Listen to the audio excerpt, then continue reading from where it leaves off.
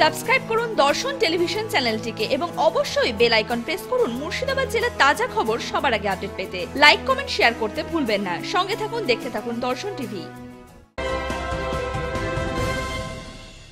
বেআইনি আগ্নেয়াস্ত্র সহ গ্রেপ্তার হল মোস্তারুল ইসলাম নামের এক একাদশ শ্রেণীর ছাত্র।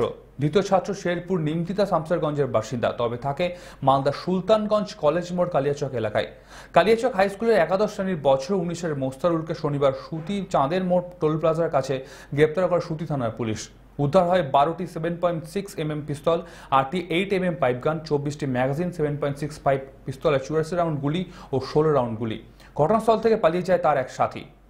মোস্তারুল ইসলাম সন অফ মোবাশির হুসেন, বাড়ি যার শেরপুর নিমতিতা শামশেরগঞ্জ, কিন্তু প্রেজেন্টলি থাকে সুলতানগঞ্জ কলেজ মোড় কালিয়াচক মালদা।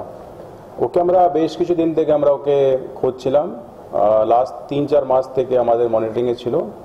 আপনারা জানেন ফারাক্কা শামশেরগঞ্জে আমরা বেশ কিছু আর্মস রিকভারি করেছি, और वही रिकवरी समय इन्वेस्टिगेशन दौरान আমরা এর নাম পেয়েছিলাম কি এই লোকটা কালিয়াচক থেকে এদিকে এসে ডেলিভারি করে। ওকে মনিটরিং এ আন্ডার মনিটরিং ছিল। ও মাঝখানে আমরা ওকে মিস করেছি 1-2 বার।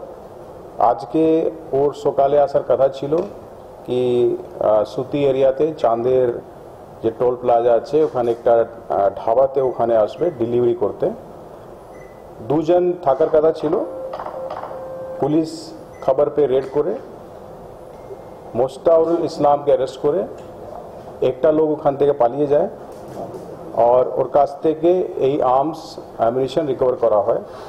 টোটাল আর্মস যেটা আছে 12টা 7.65 পিস্তল আছে ইম্প্রোভাইজড, 8টা 8 mm পাইপগান আছে, 24টা ম্যাগাজিন আছে 7.65 পিস্তলের, 84 রাউন্ডস আছে 7.65 mm অ্যামিনিশন और 16 রাউন্ড আছে 8 mm অ্যামিনিশন।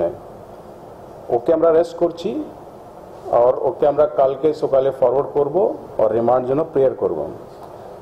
ওর যেটা ডেলিভারি করার কথা ছিল সেটা সুতি এরিয়ার একটা গ্রামে একটা লোককে और अन्य কিছু জায়গাতে ওর ডেলিভারি করার কথা ছিল। দর্শন টিভি এখন আরো আপডেট। এখন আপনার অ্যান্ড্রয়েড ফোনে মুঠোর মধ্যে পেয়ে যাবেন জেলার সব খবর সবার আগে। জেলার খুঁটিনাটি সব খবরে আপডেটেড থাকতে সাবস্ক্রাইব করুন আমাদের ইউটিউব চ্যানেল এবং লাইক করুন আমাদের ফেসবুক পেজ। লাইভ টিভি দেখতে লগ ইন করুন www.darshontv.in। এখন শুধু আপনার আঙুলের ছোঁয়ায় ফুটে উঠবে জেলার সব খবর।